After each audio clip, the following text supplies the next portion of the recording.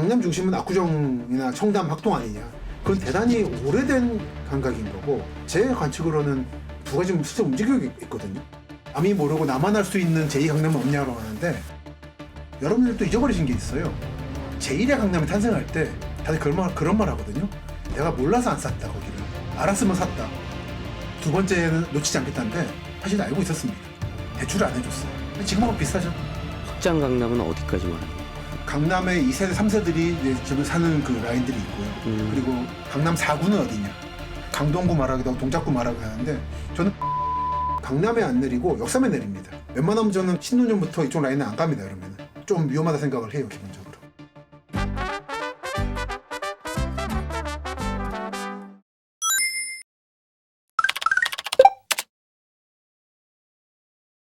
이거는 이제 꼭 정책의 실패나 이런 문제보다는 한국이 고도성장 기대에 깔아놨던 인프라들이 한번 이제 노후화되고 있는 거죠. 전 그래서 요즘에 지방 갈 때마다 느끼는 게 터널 함부로 뚫으면 안 된다. 자 고속도로 새로 놓고만 그러는데 이거 유지 비용이 어마어마할 거다. 근데 그런 것들이 이미 지금 보이고 있는 거죠. 서울 이쪽 지역들도. 그렇기 때문에 싱크홀은 앞으로 계속 날 거고요. 꼭 싱크홀 플러스 이제 맨홀 이런 문제도 있는데 침수 문제들. 얼마 전에도 서울 서북부, 경기 서북부 쪽이 좀 심각했죠. 고향 일산 사는데 그때 뭐 전부 교통망에 물에 잠겨버려가지고 네. 고립된 적이 있습니다. 그래서 GTX만 살아있어가지고 탈출한 적이 있는데 아마 태풍이 이제부터 많이 올 거예요. 8월 말 9월 초쯤에. 이거는 여러분들이 예년에 겪었던 태풍보다 더 심할 겁니다. 기상이변은 상수거든요. 이제 더 심해질 거기 때문에 걸으실 때 조금이라도 저지대를 걷는다. 저지대가 뭐냐면 내가 길을 갔는데 양쪽에 언덕바지가 있고 언덕에 집이 있는 구조는 여기는 계곡인 겁니다. 예전 개념으로 따지면 여기는 비가 좀 내리면 물이 모여요. 그런 경우에는 평소에도 그게 중요한 습관인데 맨홀을 밟지 마세요. 맨홀로 돌아가십시오. 사람들이 맨홀을 너무 쉽게 생각해요. 잘 돼 있겠거니. 한국이 한동안 철제로 하다가 멋낸다고 이렇게 빨간색으로 흰 노란색 많이 만들었거든요. 네. 그 가벼워가지고 쉽게 뒤집어집니다. 그 빨려 들어가면 못 찾아요. 이번 여름에도 사고가 좀 있었습니다. 그거는 선진국들에서도 찾을 수 없는 거기 때문에.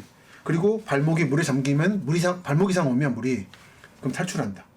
거기 억지로 차로 밀고 얼른 갈 수 있게 생각하지 마시고 돌려야 됩니다. 그런 것들이 한 9월 말까지는 조심하시는 게 좋을 것 같습니다. 그런 피해들이 뭐 강남에도 많이 있다고. 강남이 특히 그렇죠.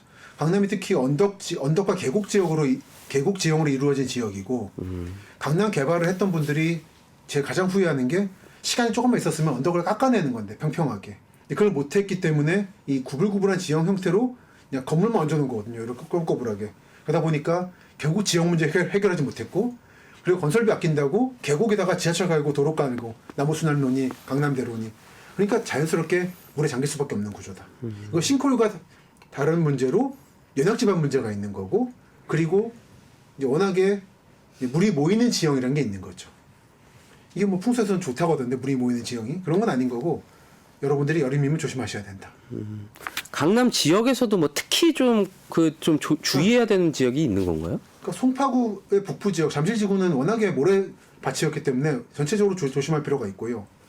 서초구와 강남구는 한 동이라고 해도 이렇게 꾸불꾸불합니다. 청담동 같은 경우도 매립한 청담동이 있고 언덕 청담동이 있어요. 예를 들어서. 그런데 다 이제 세부적으로 보시고 주의하실 필요가 있죠.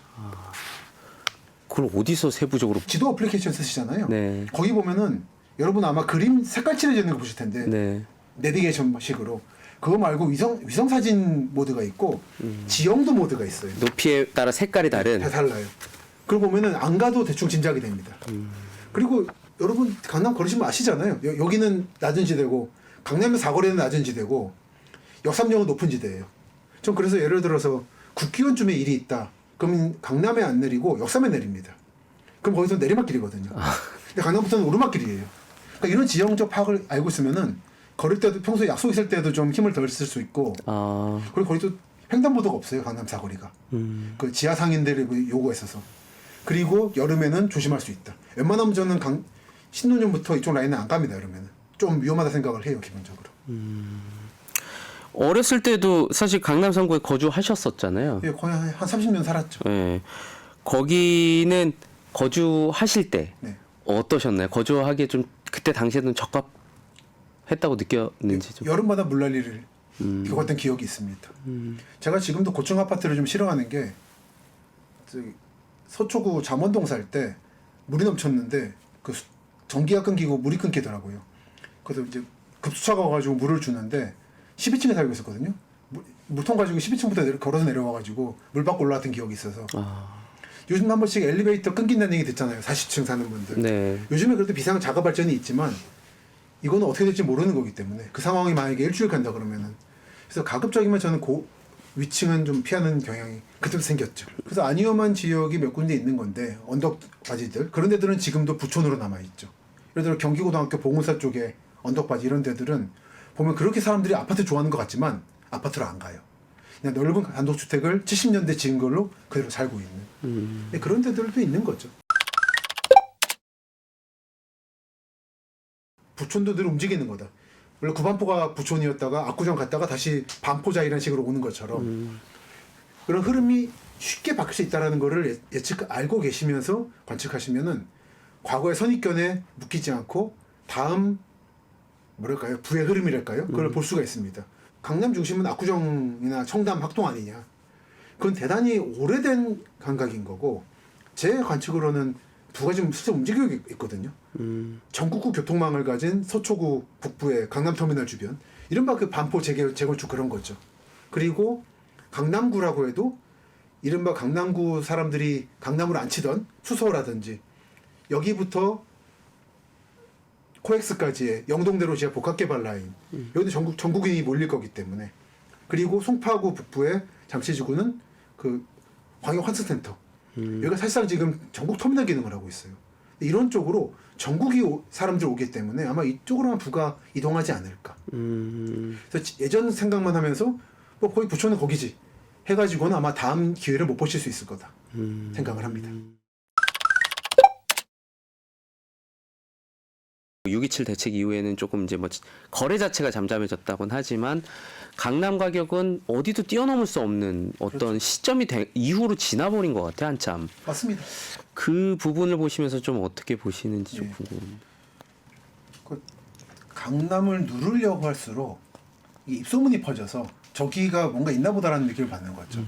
압구정 현대아파트가 그 전에 시작을 찍었다고 보는데 이른바 불법 분양 문제였잖아요. 근데 물론 그때 정주영 현대그룹 회장은 그게 아니라 너무 장사가 안 돼가지고 아는 사람들 중계에 이렇게 너무 히트 쳐버렸다는 거지만 아무튼 악소문, 그러니까 정치적으로 나쁜 게 분명히 터졌는데 사람들은 오히려 아 저기 뭔가 있나 보다라는 느낌을 받게 되는 그런 소문에 의한 땅값의 공고화랄까요? 그게 시작된 게 압구정 현대고 지금 강남으로 이어지고 있고 강남을 때리면 때릴수록 아 저기 뭔가 있으니까 저런 구다라는 걸 알게 사람들이 느끼게 되는 거죠.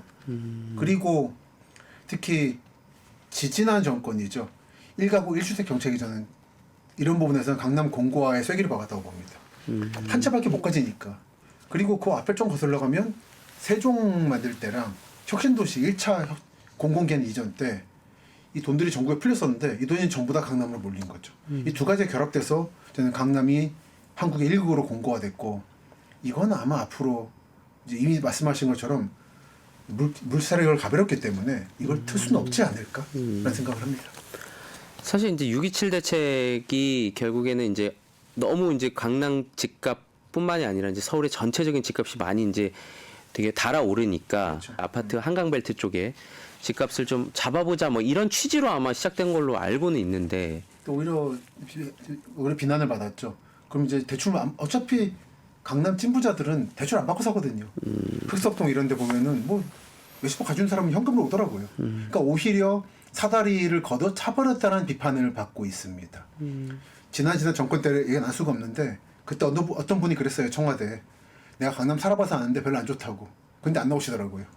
그런 것처럼 지금 이 대책을 사람들은 어떻게 이해하냐면은 이제 자기들이 이른바 사다리 갈아타기 계급 계층 탈환을 완성했고 딴 사람들이 대출을 통해서만 올 수 있는 사람들을 막겠다라는 게 아니냐라는 굉장히 곱지 않은 시선을 가지고 있다. 이른바 똘똘한 한채라는 개념이 이제 한국인의 신화가 됐기 때문에 자본주의 구간은 그런 거 아니겠습니까? 경제는 심리잖아요. 심리로서 여기 가야 살아남는다라는 게 생겨버려가지고 그건 이미 1차 공공기에 이전하고 세종 건설 때 드러난 얘기들입니다. 이거를 어떤 특정한 국가 정책에 의해서 바꾼다는 자체가 저는 한국이 개발도상국 시절에 공무원들이 가지고 있던 마인드가 아닌가. 한국은 이미 고도 성숙한 자본주의 국가거든요. 이 시민들의 자본주의 열망을 어떤 정책으로 정부가 똑똑한 한두 사람이 무슨 뭐 행책 출신이 막을 수 있을 거라고 보지 않습니다. 반포동이 평당 2억까지 기록한 하면서 뉴스까지 나왔었는데 이렇게 이제 반포 압구정 이런 지역에 특히 더 이제 과열되는 이유 어떤 거라고 보시나요?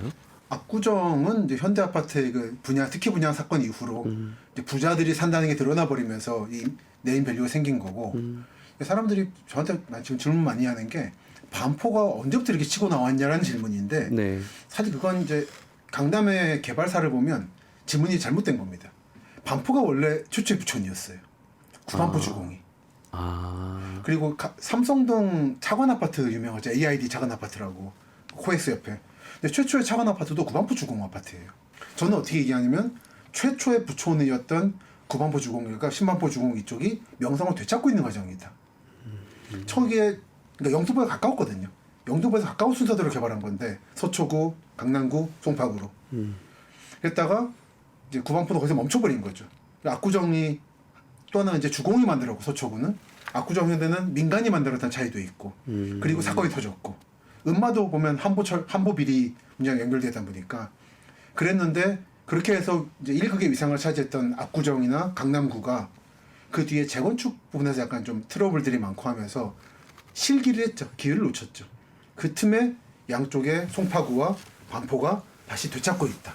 그러니까 잠실은 오른 중이고 반포는 되찾는 중이고 최근에 도쿄 부동산 일본 도쿄를 보면은 중국인 투자가 많다고 해서 좀 시끄럽거든요. 네. 그것 때문에 지금 정권이 흔들릴 정도인데 그 중국인들 입장이 뭐냐면 도쿄 싸다.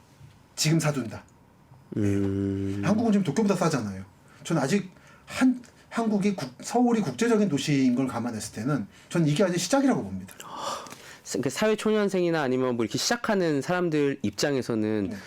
그러니까 너무 그 아파트 가격 자체가 많이 올라서 그렇죠. 뭐 저도 포함해서. 네. 그런데 모든 사람이 초년생이 강남에서 시작해야 되느냐는 문제가 있고 뭐 괜히 뭐 오해하실까봐 저도 경기도 일산 살고 있습니다. 그런 거기 때문에 여기 살아야 한다라는 강박을 좀 버릴 사회적인 합의가 필요한 게 아닌가 오히려. 보면은 계속 대책을 때리는 당사자들이 강남에 살고 있어요. 그러니까 법을 만드는 사람이 법을 어기는 그런 느낌을 받거든요. 강남을 정책을 보고 있으면.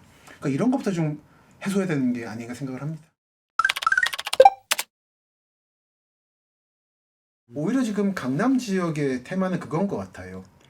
예전에는 기존의 아파트 지구에 만든 단지 하나씩을 그냥 재건축하는 식으로 많이 새로 올렸고 네. 1군 브랜드로 네. 그러면 수익이 나오는 방식이었는데 요즘 그게 막혀가는 느낌을 받고 있습니다.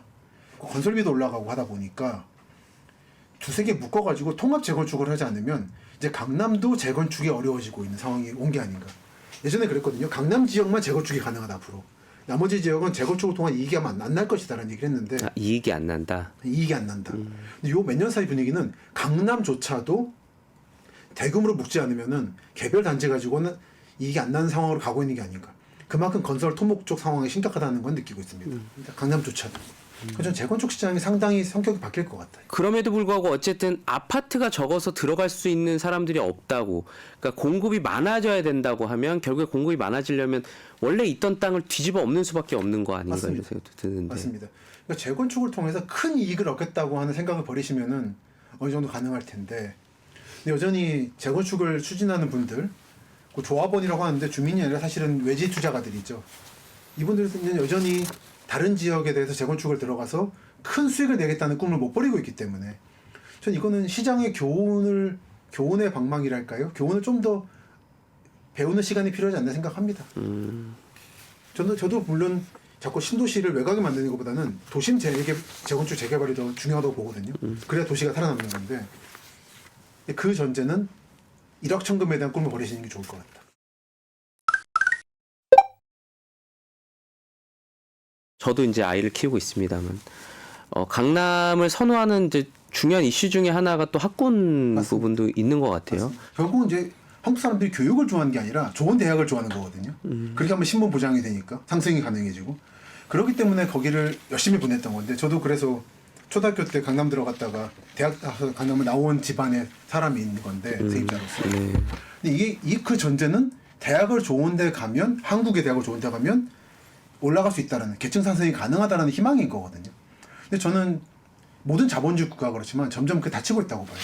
그런 것 중 하나가 이번에 대출 규제 이런 것도 있는 거고 진짜 찐부자들은 아예 한국의 대학에 안 보낸다는 거죠. 뭐 얼마 전에도 한미 정상회담 있었지만 다 영어로 대화하잖아요. 유학파들이 네. 그 회장님들. 그렇기 때문에 이미 이거는 게임이 끝난 상태고 그렇기 때문에 마치 사법고시 말기 때처럼 찐 경쟁률이 줄어들고 있다. 학군에 대한 관심이 아마 장기적으로 줄어들 것이다. 이거는 한국뿐 아니라 많은 선진 자본주의 국가들은 공통적으로 겪는 과정입니다. 계층 이동이 불가능해진다라는 어떤 부분의 체념, 어떤 부분의 안도감. 그렇게 되면서 아마 학군 중심의 강남 시장은 조금 약화되지 않을까 예상을 합니다. 그러면 이제 약간 뭐 지금까지 했던 이야기를 뭐 짧게 요약을 해보자면 강남이라는 위상은 떨어지지 않겠지만 강남이 학군지로서의 이제 일종의 메리트는 좀 좀 상쇄될 수 있다 이렇게 해석을 하면 되는 건가요? 정말 축소될 거로 봅니다. 인구도 줄고 있잖아요. 한국이 인구가 늘 수 있는 유일한 기회는 이민밖에 없는데 이민자들이 과연 강남 학군에 집어넣을 것인가? 저는 아닐 거로 보거든요. 그래서 그런 경우에 가장 타격을 입는 게 아마 대치랑 개포동이 될 것 같아요. 그쪽은 원래 강남의 외곽이었는데 외곽이다 보니까 임대료 싸고 하다 보니까 학원가 형성되는 거거든요. 학원가 그렇습니다. 원래 좋은 데 들어가는 게 아니라 학원이 외곽에 들어간 다음에 좋아지는 거예요. 이제 고도 성장기 인구 증가 시기에는. 근데 학군의 매력이 떨어지다 보니까 부동산적 가치, 경제적 가치가 아마 이 지역들은 좀 미래를 지켜볼 필요가 있을 것 같다는 생각을 하고 있죠.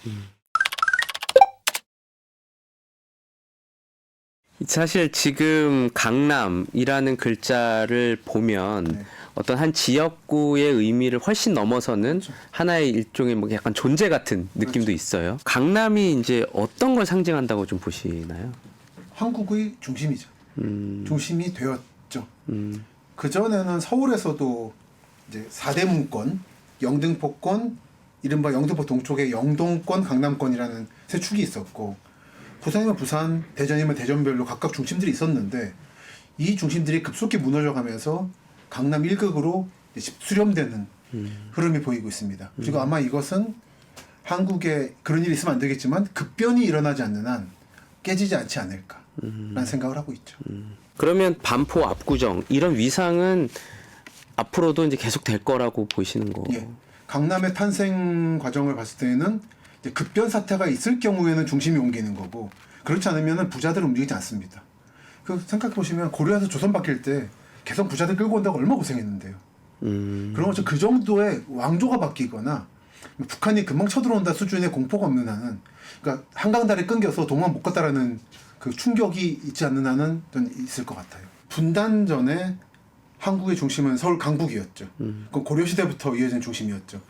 지금의 대략 경복궁 주변이 고려시대 남경이 됐고 네. 그 살짝 내린 게 한양 도성이 되는 그 중심이 거의 1000년을 이어오다가 넘어오게 된 거죠. 근데 넘어온 계기가 순수하게 그냥 신도시가 있으니까 가봅시다가 아니라 분단이 되면서 북한 조선민주주의 인민공화국이라고 하는 굉장히 강력한 적대 세력이 존재하고 또 서쪽에는 중화인민공화국이라는 양적국이 있다 보니까 동남쪽으로 내려가는 방향을 택하게 됐는데 그러면서 동시에 요즘 세종 문제에서 보지만 서울이라는 브랜드의 밸류를 버리고 싶지 않은 느낌도 있었던 거예요.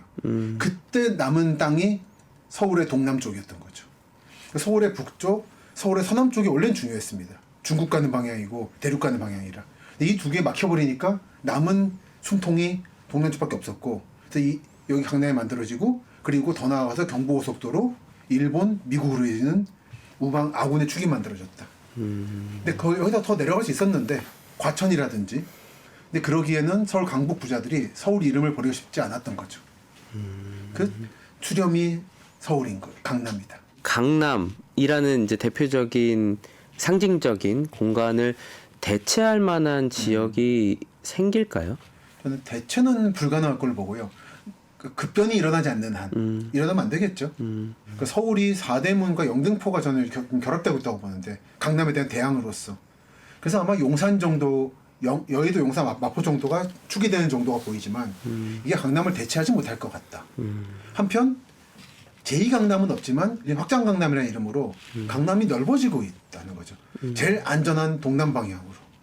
그게 여러분이 생각하시는 뭐 동탄이, 지제, 판교 이런 거고 현재는 제 관측으로는 이미 경기도를 넘어가서 충청남도, 천안, 아산, KTX 아산역 주변이나 청주, 오송까지 지금 가 있는 상태다.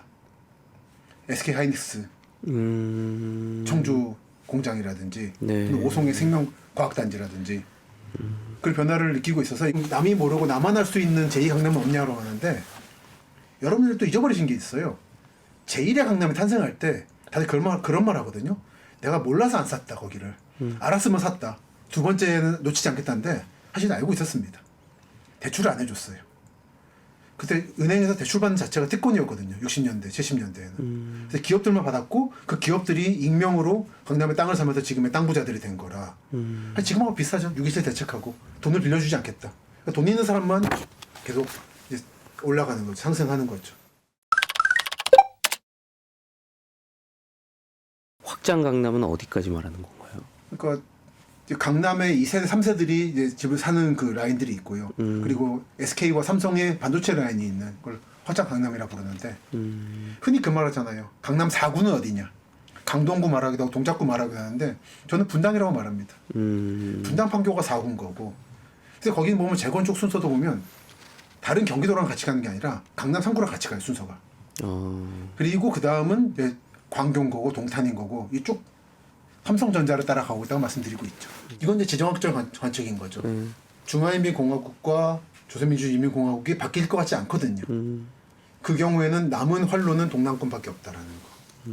그래서 저는 대서울권이라 부르는데 수도권을 넘어가서 충청도도 포함하기 때문에 그 활로는 동남권인 거고 그 상대편에 있는 게 포항부터 여순천 광양까지 동남권 메가시티. 이 축으로 밖에는 한국의 활로가 없을 것 같다. 이렇게 이제 수도권 쏠림이나 이제 지방 소멸 이게 사실 한두 번 얘기 나온 것들은 아니잖아요. 앞으로도 한 30년 얘기할 것 같아요. 계속 얘기가 나올 텐데 어떤 방향으로 좀 가야 된다고 보시는지 좀 궁금합니다.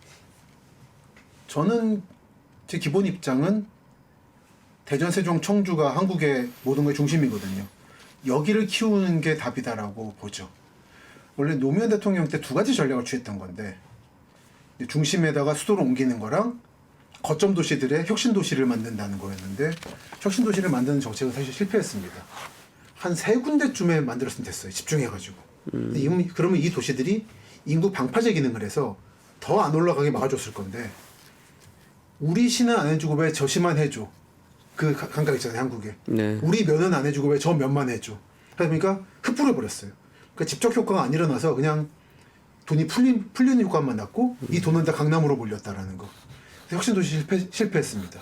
남은 대안은 행정수도를 중심에 만들어서 국토의 중심에 전국 어디 강원도 고성에서 전남 무안까지 기본 인프라를 누리는데 2시간, 2시간 반 정도면 충분한 상황을 만드는 게 저는 유일한 대안이라고 봅니다만 이게 요즘 흔들리고 있는 하나의 사례가 해수부 부산 이전 논쟁이죠.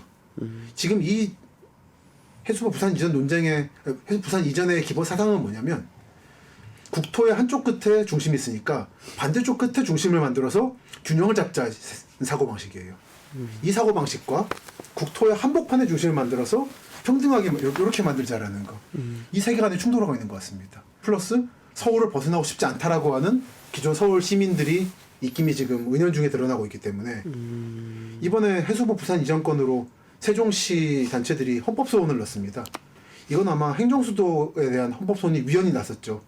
이거에 이어서 아마 한국이 앞으로 30년, 50년 지방소멸 문제를 결정짓게 될 중요한 판결이 나올 것 같아요. 여전히 2차 공공기관 이전이 아직 남아있거든요. 이거를 좀 잘해서 정말 딱 대도시에 두세 군데, 예를 들어 광주, 대전, 대구쯤에 딱 보내서 남부 분들이 안 올라와도 인프라를 누릴 수 있다는 확신을 드리면 좋지 않나 싶습니다.